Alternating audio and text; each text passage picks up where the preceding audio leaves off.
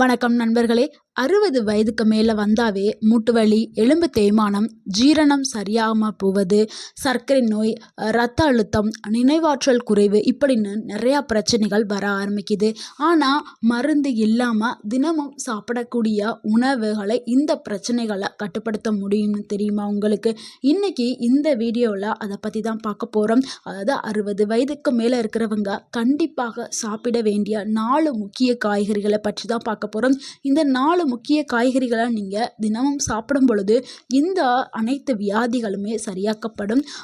படிப்படியாக இது குறையும். உணவே மருந்து அந்த கான்செப்டில் தான் இந்த வீடியோ நம்ம போட்டிருக்கோம். அந்த முக்கிய 4 காய்கறிகள் என்னங்கிறத ஃபஸ்ட் நம்ம பார்த்துடலாம். அதில் முதலாவதாக இருக்கக்கூடியது முருங்கைக்கீரை தாங்க.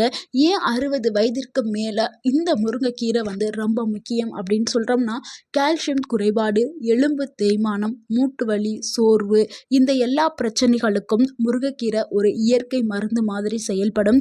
இதில் என்ன பலன்கள் இருக்குது, மருத்துவ நன்மைகள் என்ன இருக்குதுன்னா, எலும்புகளை வலுப்படுத்தும், நினைவாற்றலை அதிகரிக்க செய்யும், இரத்த சோகையை குறைக்க செய்யும், உங்களுடைய உடல் சோர்வை நீக்கிறதுக்கு இது உதவி பண்ணும்.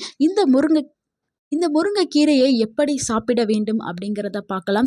இதை நீங்கள் வாரத்திற்கு 2 இல்லைனா 3 முறை கண்டிப்பாக எடுக்க வேண்டும். முருங்கைக்கீரையில் முருங்கைக்கீரை பொரியல், இல்லைன்னா கூட்டு, இல்லைன்னா கீரை சூப்பு இந்த மாதிரி நீங்கள் செய்து சாப்பிடலாம். இல்லைங்க இதெல்லாம் எனக்கு செய்கிறதுக்கு டைம் இல்லை அப்படின்னா, முருங்கை இலைகளை நிழலில் உலர்த்திட்டு அதை நீங்கள் பவுட்ரு பண்ணி வச்சுக்கிறீங்க. இட்லி பொடி மாதிரி தயாரித்து வச்சுட்டு சாதத்தில் மதியானம் சாப்பிடும் பொழுது சாதத்தில் அந்த பவுட்ரு போட்டு அது கூட 2 டேபிள் ஸ்பூன் நெய் ஊற்றி அதை அந்த சாதத்தை நீங்கள் சாப்பிடும் பொழுது உங்களுக்கு இந்த முருங்கைக்கீரையில் உள்ள எல்லா சத்துமே வர ஆரம்பிச்சிடும். இதில் முக்கிய குறிப்பு என்னென்னா, தொடர்ந்து தைராய்டு பிரச்சனை இருக்கிறவங்க மட்டும் அளவுக்கு அதிகமாக எடுக்காதீங்க. எல்லாருமே அளவோடு சாப்பிட்றது தான் நல்லது. ரெண்டாவதாக எடுக்கக்கூடிய உணவு என்னென்னா கேரட் தாங்க.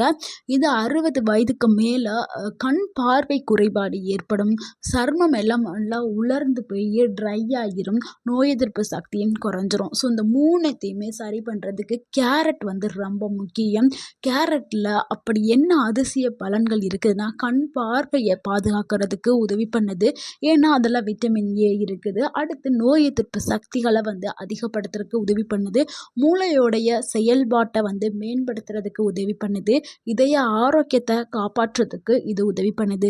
இந்த கேரட்டை எப்படி சாப்பிடலாங்கிறத பார்க்கலாம். காலையில் நீங்கள் சேலடாக செஞ்சு நம்ம சாப்பிடலாம். இல்லை சேலடாக செய்ய எனக்கு பிடிக்காது அப்படின்னா நீங்கள் லேசாக வேக வைத்து நீங்கள் சாப்பிடலாம். இல்லை சூப்பாக செஞ்சு சாப்பிட்றா இருந்தாலும் சாப்பிடலாம். ஆனால் சர்க்கரை உள்ளவங்க ரொம்ப அளவோடு எடுத்துக்கிறங்க. அப்படி இல்லைன்னா உங்களுடைய டாக்டர்கிட்ட நீங்கள் அட்வைஸ் வாங்கிக்கிறங்க. ஏன்னா சுகர் பேஷண்ட் கேரட் சுகர் இருக்கிறனால சாப்பிடக்கூடாதுல்ல. ஸோ நீங்கள் உங்களுடைய டாக்டர்கிட்ட கேரட் நான் சாப்பிடலாமா வேண்டாமா, எவ்வளவு சாப்பிட வேண்டும் அப்படின்னு சொல்லிட்டு நீங்கள் உங்களுடைய டாக்டர்கிட்ட அட்வைஸ் எடுத்துக்கிட்டு சாப்பிடுங்கள். அடுத்து 3ஆவதாக பார்க்கக்கூடிய காய்கறி என்னென்னா பீர்க்கங்காய் தாங்க. 60 வயசுக்கு மேலே இருக்கிறவங்களுக்கு மலச்சிக்கலை தவிர்க்கிறதுக்கு பீர்க்கங்காய் உதவி பண்ணுது. அதே மாதிரி சில பேருக்கு கொஞ்சமாக தான் சாப்பிடுவாங்க, ஆனால் வயிறு எப்பவுமே உப்பிக்கிட்டு புடைப்பாக இருக்கும். அதே மாதிரி உடல் எப்பவுமே வெப்பம் அதிகமாகவே இருக்கும். இது எல்லாத்துக்கும் வரக்கூடிய ஒரு சாதாரண பிரச்சனை தான். ஆனால் இதுக்கு ஒரு தீர்வு அப்படின்னா அது பீர்க்கங்காய் தானே. இது ஒரு சிறந்த தீர்வாக இருக்கும். பீர்க்கங்காயை நீங்கள் எடுத்துக்கிற பொழுது இந்த பிரச்சனை எல்லாமே சரியாகிடும். பீர்க்கங்காயில் அப்படி என்ன நன்மைகள் இருக்குன்னா, மலச்சிக்கலை சரி செய்கிறதுக்கும், உடல் சூட்டை குறைக்கிறதுக்கும், சிறுநீரக செயல்பாட்டை மேம்படுத்துறதுக்கும் உதவி பண்ணுது. இரத்த அழுத்தத்தை கட்டுப்படுத்துறதுக்கு உதவி பண்ணுது. இந்த பீர்க்கங்காயை எப்படி சாப்பிடணும்னா, வாரம் 2 முறை பீர்க்கங்காயை எடுத்துக்கலாம். பீர்க்கங்காய் கூட்டு செய்யலாம், சாம்பார் செய்யலாம். இதில் அதிகம் மசாலா எதுவும் சேர்க்காம லைட்டாக பொரித்து நீங்கள் சாப்பிடுங்க. பருப்பு போட்டு வேக வச்சு கூட்டாக சாப்பிடுங்க. அப்படி இல்லைன்னா பீர்க்கங்காயில் சட்னி செய்யலாம். சட்னியை காலையில் நீங்கள் காலை உணவுக்கு அந்த சட்னியை எடுத்துக்கிற பொழுது உங்களுடைய ஆரோக்கியம் சிறப்பாக இருக்கும். அடுத்து 4வதா பார்க்கக்கூடிய முக்கியமான காய்கறி என்னென்னா காலிஃப்ளவர் மற்றும் ப்ரக்கோலிங்க. 60 வயதில் புற்றுநோய் அபாயம் வந்து அதிகரிக்கும். ஒவ்வொருத்தவங்களுக்குமே ஒரு பயம் இருக்கும். ஏன்னா வயசு ஆக ஆக புற்றுநோய் வந்துடுமோ, இல்லை அந்த மாதிரி சிம்டம்ஸ் காமிக்குதோ அப்படின்னு சொல்லிட்டு ஒரு பயம் இருக்கும். ஸோ அதே மாதிரி நோய் எதிர்ப்பு சக்தியும் குறைஞ்சிருக்கும். ஸோ இதுக்கெல்லாம் நல்ல தீர்வாக ஒரு பாதுகாப்பை கொடுக்கக்கூடியது தான் ப்ரக்கோலியும் காலிஃப்ளவரும். அதில் என்ன நன்மைகள் இருக்குதுன்னா, புற்றுநோய் அபாயத்தை குறைக்கிற தன்மை இந்த ப்ரக்கோலி காலிஃப்ளவரில் இருக்குது. உடலுக்கு நோய் எதிர்ப்பு சக்தியை உயர்த்துற தன்மையும் இருக்குது. அதே மாதிரி நினைவாற்றலை பாதுகாக்கிற தன்மை இதில் இருக்குது. இதய நோயை தடுக்கிற சக்தியும் இந்த ப்ரக்கோலி காலிஃப்ளவருக்கு இருக்குது.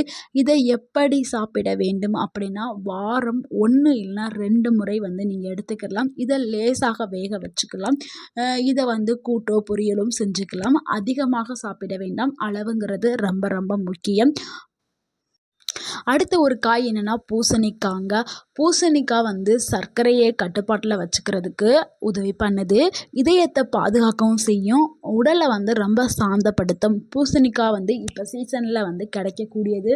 இதை வந்து கூட்டாவோ இல்லை பொரியலாவோ நீங்கள் நினைக்கலாம், என்னடா இவங்க 4 உணவுன்னு சொன்னாங்க, அடுத்து 5வதா ஒரு உணவு சொல்கிறாங்க, அடுத்து 6வதா ஒரு உணவு சொல்கிறாங்க. அந்த 4 உணவு வந்து ரொம்ப ரொம்ப முக்கியம். இது வந்து உங்களுக்கு அவைலபிளாக இருந்தால் இந்த உணவுகளையும் நீங்கள் எடுத்துக்கிறங்க. ஏன்னா இந்த உணவும் உங்களுக்கு முக்கியமான ஒரு உணவு தான். அடுத்து கீரை வகைகளில் வந்து பசலைக்கீரை எடுத்துக்கிறது ரொம்ப நல்லது. இது வந்து மூளை சக்தியை மேம்படுத்தும், இரத்த ஓட்டத்தை அதிகரிக்கிறதுக்கு பயன்படும், எலும்புகளை பலமாக்குறதுக்கு பயன்படும். நீங்கள் வாரத்தில் இந்த கீரையை வந்து 1 இல்லைனா 2 முறை எடுத்துக்கிறது ரொம்ப நல்லது. அடுத்து வந்து வெள்ளரிக்காங்க. வெள்ளரிக்காயும் ஒரு சூப்பரான உணவு. இதுவும் சீசனில் கிடைக்கும் பொழுது நீங்கள் வாங்கி இதையும் சாப்பிடுங்க. ஏன்னா உடலுக்கு வந்து நீர்ச்சத்து மிகவும் அவசியமானது. அதே மாதிரி வயது உள்ளவங்கள், அதாவது 60 வயதுக்கு மேலே இருக்கவங்களுக்கு மலச்சிக்கல் பிரச்சனை வரும். ஸோ அந்த மலச்சிக்கல் பிரச்சனையை தடுக்கிறதுக்கு வெள்ளரிக்காய் வந்து உதவி பண்ணும். அதே மாதிரி உடல் சூட்டை குறைக்கிறதுக்கும் உதவி பண்ணும். நீங்கள் இது தினமும் சேலட்டாக கூட நீங்கள் எடுத்துக்கலாம். அது பச்சையாக கடிச்சா அப்படியே நீங்கள் சாப்பிடலாம் வெள்ளரிக்காயை. அடுத்து கத்தரிக்காங்க. கத்தரிக்காய் வந்து நம்ம நினைப்போம் ஒரு சாதாரண காய் அப்படின்னு நினைப்போம். ஆனால் இது கொலஸ்ட்ராலை குறைக்கிறதுக்கு உதவி பண்ணுது. ஏன்னா வயது ஆக ஆக எல்லாருக்குமே வந்து கொலஸ்ட்ரால் ப்ராப்ளம் வர ஆரம்பிச்சிடும். ஸோ நீங்கள் கத்தரிக்காயை உணவில் சேர்க்கும் பொழுது உங்களுக்கு கொலஸ்ட்ரால் வந்து குறையும். அதே மாதிரி நினைவாற்றலை பாதுகாக்கிறதுக்கு இது உதவி பண்ணுது. இந்த கத்தரிக்காயை நீங்கள் வந்து பொரியலாக செய்கிறத விட இதை பருப்பு போட்டு கூட்டாக செஞ்சு சாப்பிட்டீங்கன்னா உங்களுக்கு இன்னும் கூடுதலான ஆரோக்கியம் வந்து உங்களுக்கு கிடைக்க ஆரம்பிக்கும். அடுத்த ஒரு காய் அப்படின்னா அது பீன்ஸுங்க. பீன்ஸில் அதிகமாக சத்து இருக்குன்னு எல்லாருக்கும் தெரியும். இது மூட்டு வலியை குறைக்கிறதுக்கு உதவி பண்ணுது. சர்க்கரையை கட்டுப்பாட்டில் வைக்கிறதுக்கு உதவி பண்ணுது. தசை வலிமைக்கு பீன்ஸ் வந்து பெரிதும் உதவியாக இருக்குது. இது லேசாக வேக வச்சு நம்ம பொரியலாக சாப்பிட்றது ரொம்ப ரொம்ப நல்லது. ஒரு காய் அப்படின்னா அது பீட்ரூட்டுங்காங்க.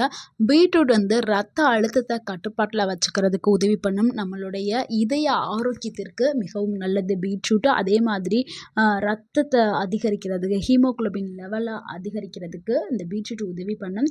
அதே மாதிரி நம்ம வாக்கிங் போகிறதுக்கு தேவையான எனர்ஜி எல்லாத்தையுமே குடிக்கும்.